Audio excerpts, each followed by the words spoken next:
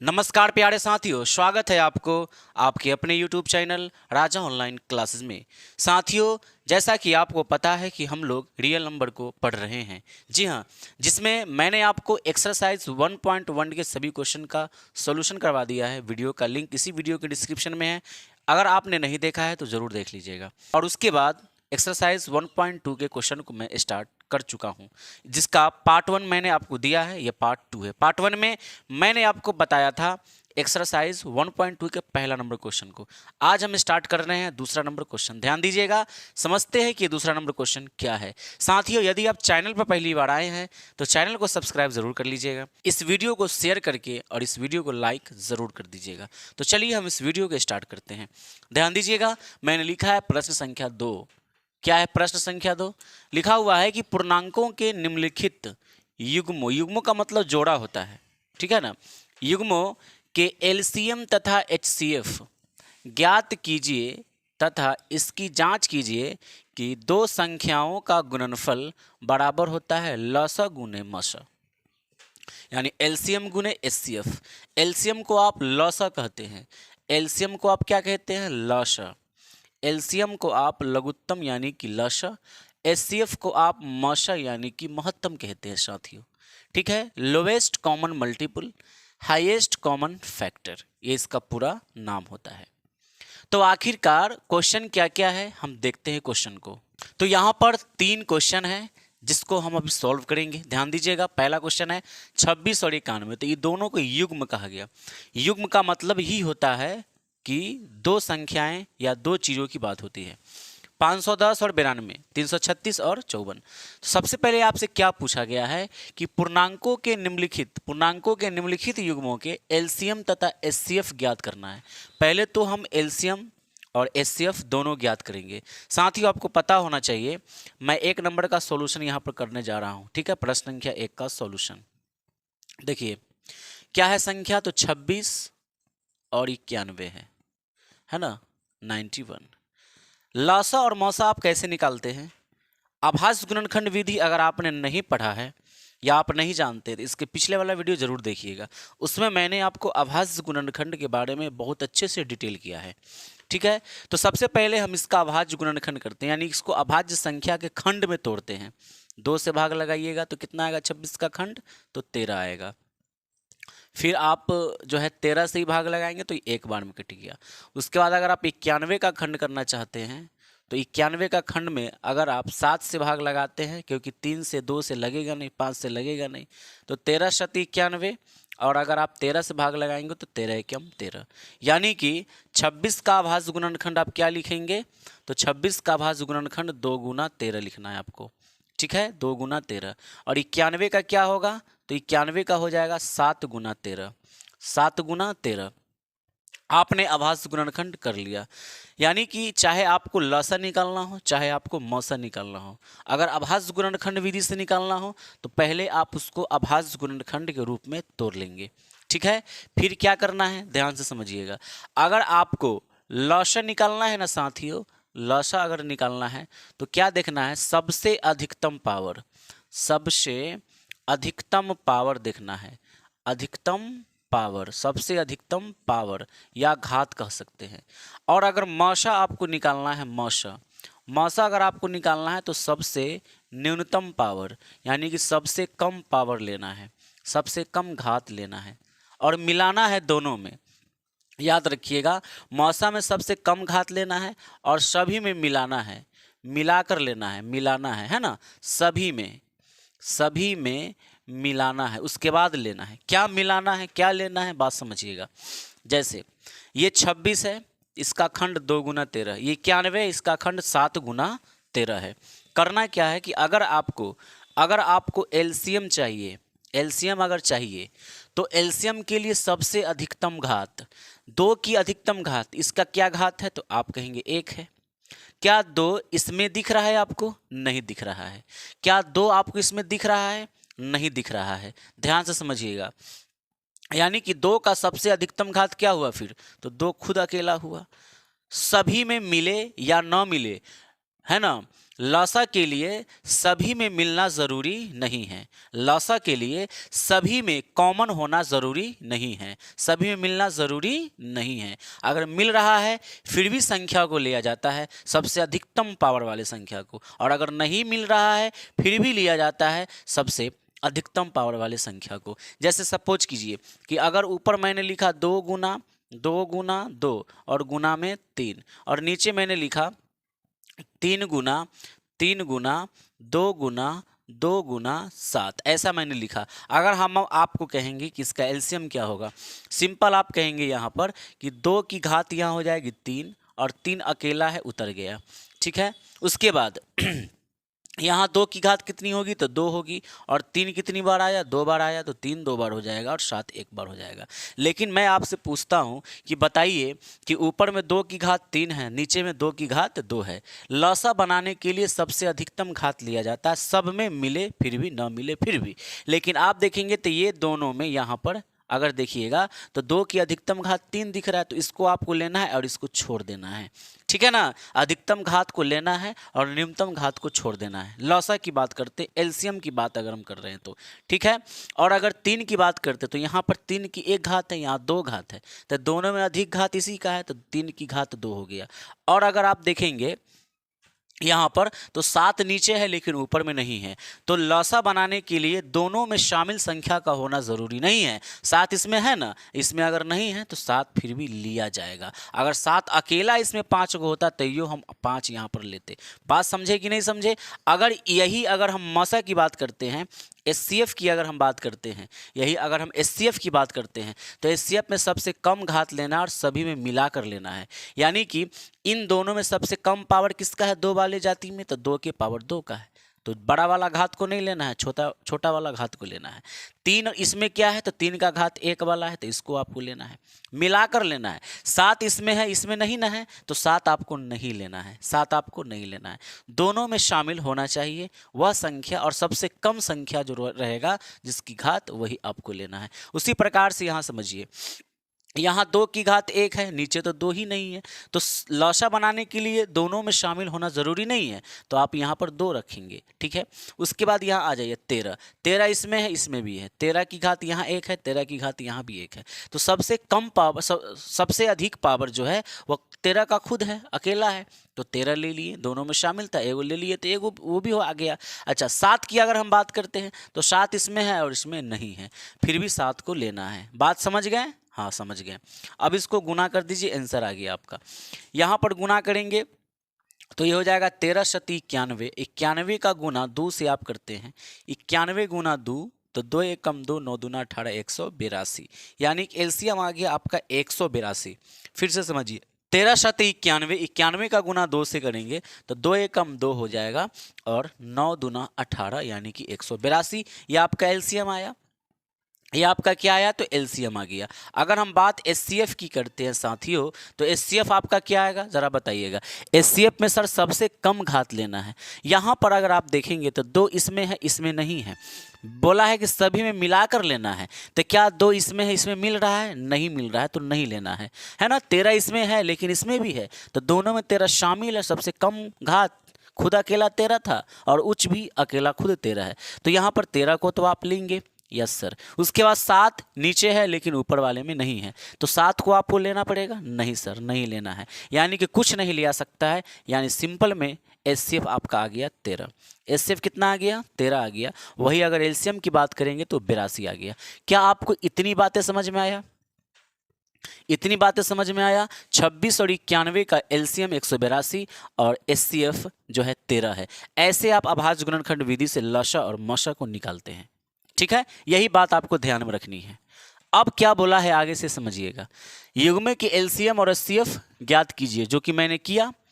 इसकी जांच कीजिए कि क्या 2 संख्याओं का गुणनफल लसा गुने मसा होता है, ये जांच भी करना है।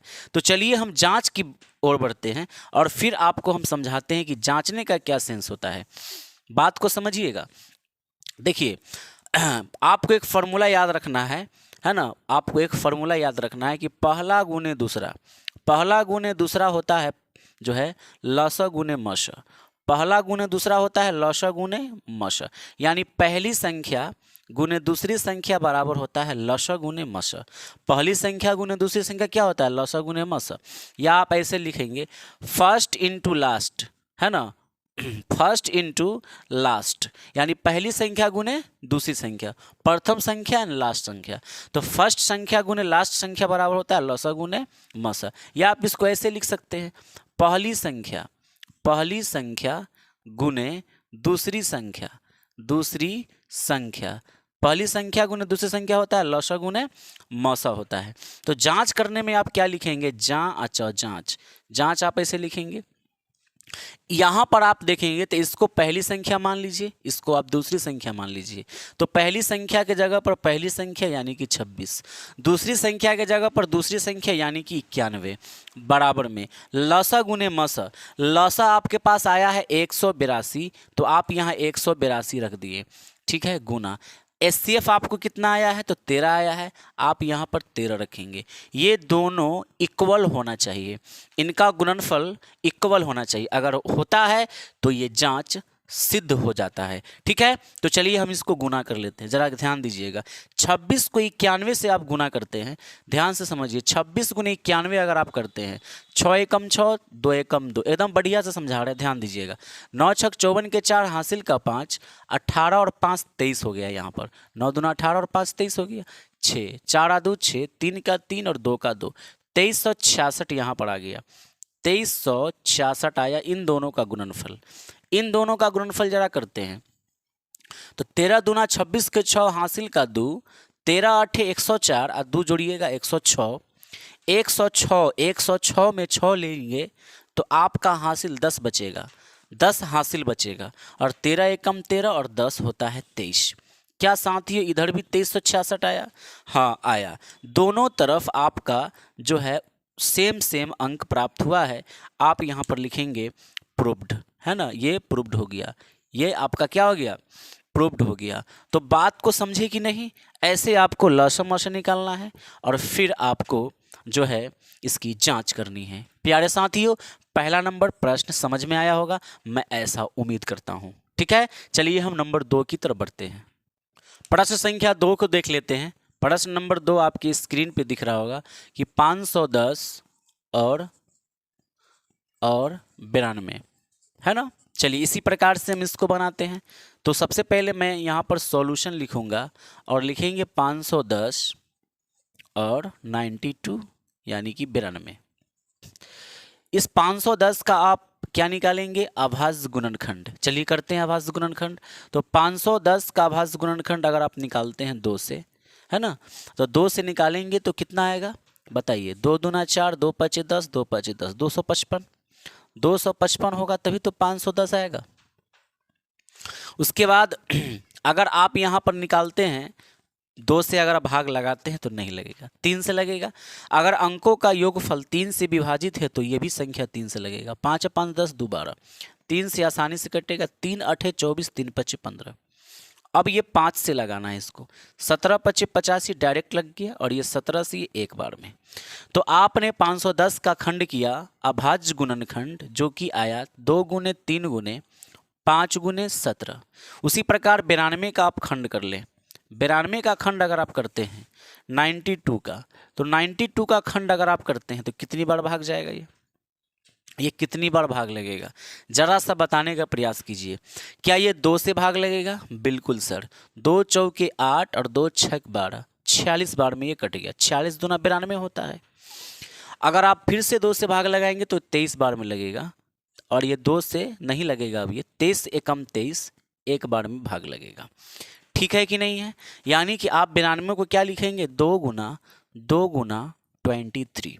अगर आप देखेंगे साथियों, यहाँ पर अगर आप देखेंगे तो 2 की घात 1 है, यहाँ 2 की घात 1 है, 3 की घात 1 है, 5 की घात 1 है और 17 की घात कितनी है? ये भी 1 है। यहाँ 2 की घात कितनी है? तो 2 है। और 23 की घात कितनी है? तो यहाँ पर 1 है। अगर मैं आपसे कहूँ कि मुझे ज़रा एलसीएम बता दीजिए आप, तो आप एलसीएम क्या बताएंगे? सर मैंने समझा है एलसीएम मतलब सबसे अधिकतम घात, सब में मिले या ना मिले उससे कोई मतलब नहीं है, है ना। तो एलसीएम आप अगर निकालते हैं इसका तो एलसीएम कैसे निकलेगा? सबसे अधिकतम घात इन दोनों में क्या है? तो 2 की घात 2 सबसे अधिक है। आप लिखेंगे 2 की घात 2, तो ये इसकी कहानी खत्म हो गई। 3 इसमें है, क्या इसमें भी शामिल है? नहीं। तो शामिल नहीं भी होती है उसको भी आप लसा में ले लेते हैं। तो 3 आप रखेंगे यहाँ पर 3, ठीक है। फिर गुना 5 इसमें है क्या? नहीं, फिर भी आप लेंगे ना? यस सर लेंगे। 17 इसमें है क्या? नहीं, फिर भी आप लेंगे ना? यस सर लेंगे। 23 इसमें है क्या? नहीं सर, फिर भी आप 23 को रखेंगे कि नहीं? यस सर बिल्कुल रखेंगे। आप इसको गुना कीजिए, 2 दूना 4, 4 तिरी 12, 2 का स्क्वायर 4 होगा और 4 तिरी 12, 12 25 60, 12 25 कितना होगा? 60 होगा। 12 25 60, 60 गुने 17, 60 गुने 17 करेंगे आप। 60 गुने अगर आप 17 करेंगे, 17 छक्का 102 यानी 1020 होगा। और 1020 का गुना अगर आप 23 से करते हैं, 1020 का गुना अगर आप 23 से करते हैं, 23 से करते हैं, ये 0 हो जाएगा। 3 दूना 6, ये 0 और ये 3 एकम 3, फिर ये 0 हो जाएगा। 2 दूना 4, फिर ये 0 और 2 एकम 2, ठीक है। ये 0, ये 6, ये 4, 3 का 3 और ये 2 का 2, 23,460। एक बार फिर समझिएगा, 2 का स्क्वायर 4, 4 तिरी 12, 12 25 60 और 60 का गुना 17 से करेंगे, 17 छक्का 102, 0 बैठा दिया, 1020 आया। इसका गुना आप 23 से करेंगे तो 0 का गुना 3 से 0, 3 दूना 6 हो गया और 3 गुना 0 0 होता है और 3 एकम 3, फिर 0 गुना 2 0, 2 दूना के 4, 0 गुना 2 0, 2 एकम 2, जोड़ देंगे आप इसको ऐसे, तो ये आपके पास आया 23,460। क्या ये समझ में आया आपको? यस सर, बहुत अच्छे से समझ में आया। तो उसके बाद क्या करना है? आपका एलसीएम यहाँ पर ये प्राप्त हुआ। अगर मैं आपसे एचसीएफ के बारे में बात करूँ तो एचसीएफ में सर सबसे कम पावर देखा जाता है और सभी में मिलाकर लिया जाता है। तो सभी में मिलाइए, इन दोनों में 2 की कम पावर कितनी है? तो 2 का पावर खुद 1 है। अगर हम बात 3 की करें तो क्या 3 इसमें है तो इसमें भी शामिल है? नहीं है सर, तो नहीं लेना है क्योंकि मिलाकर लेना ज़रूरी है।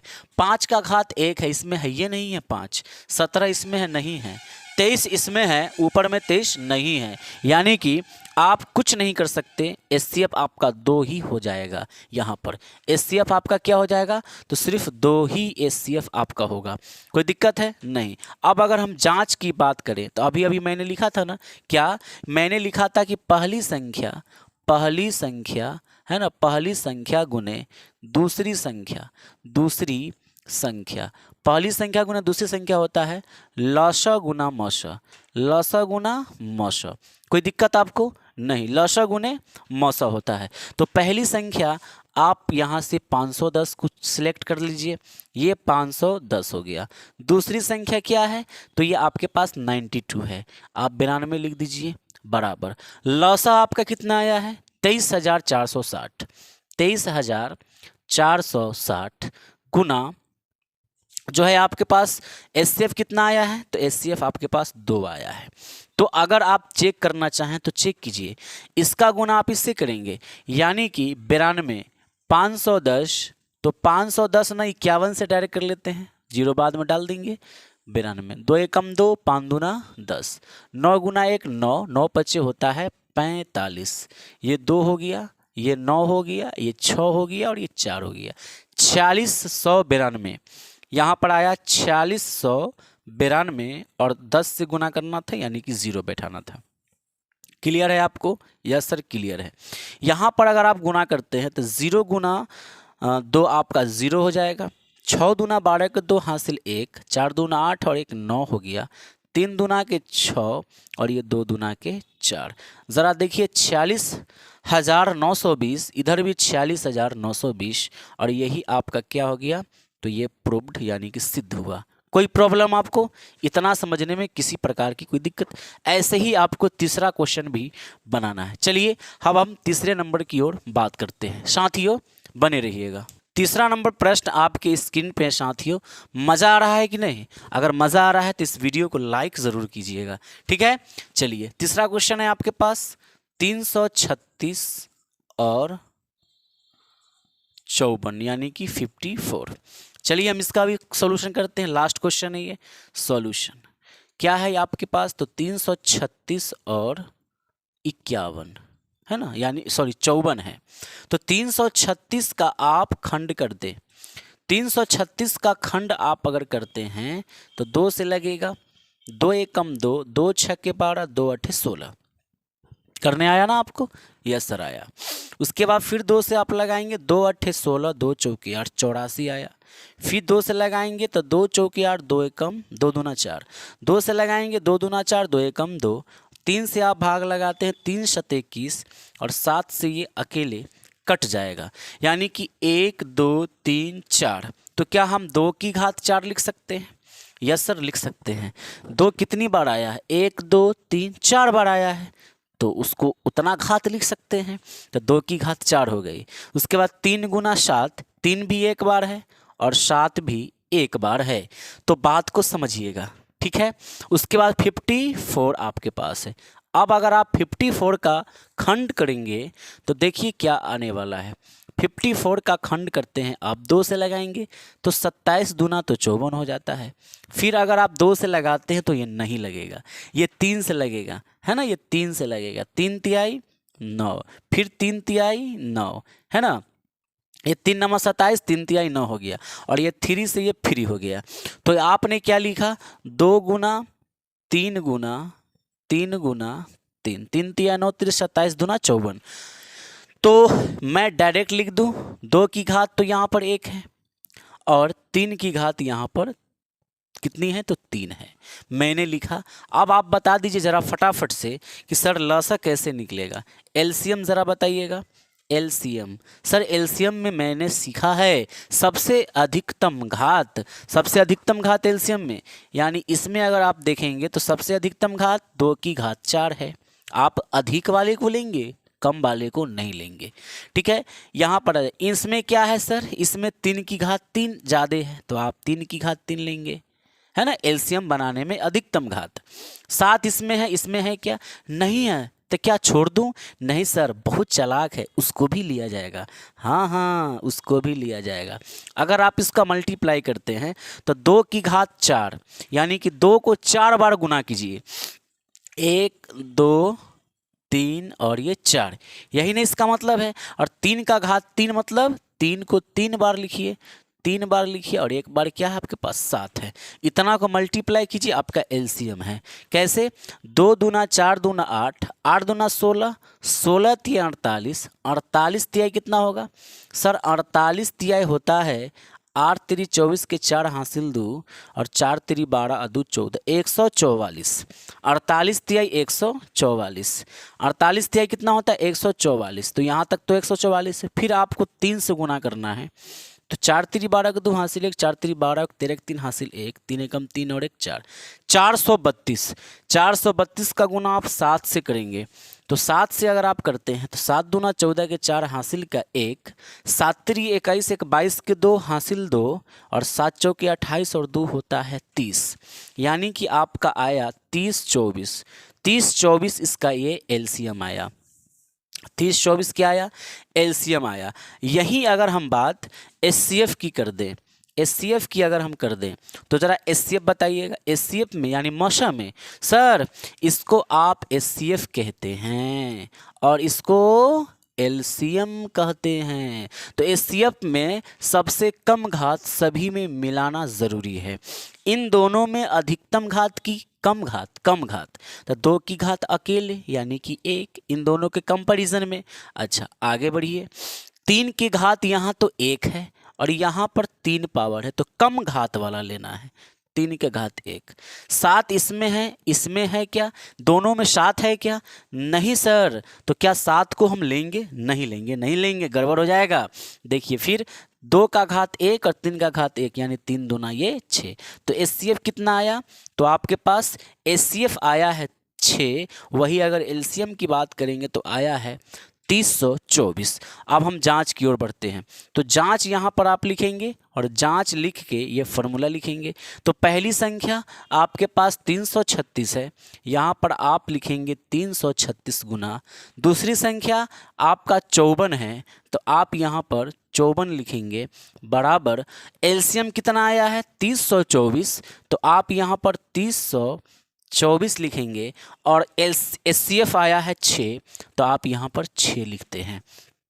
क्लियर है, आपको समझ में आना चाहिए। अगर आप इसका गुना करते हैं, देखिए यहाँ पर मैं गुना करता हूँ, 336 का गुना अगर आप 54 से करना चाहते हैं तो 6 चौक 24 के 4 होता है हासिल 2, 4 3 12, 2 14 के 4 हासिल 1, 4 3 12 और उसके बाद 1 हो जाएगा 13। फिर से एक बार, 6 चौक 24 के 4 हासिल 2, 4 3 12, 2 14 के 4 हासिल 1, 4 3 12 और 1 13, 6 5 30 की 0 हासिल 3, 15 3 18 की 8 हासिल 1 और 5 3 15 और 1 16। फिर यहाँ 4 होगा, ये 4 होगा, 8 3 11 के 1 हासिल 1, 6 1 7 और 1 8 और ये 1 का 1 आया आपके पास 18,144।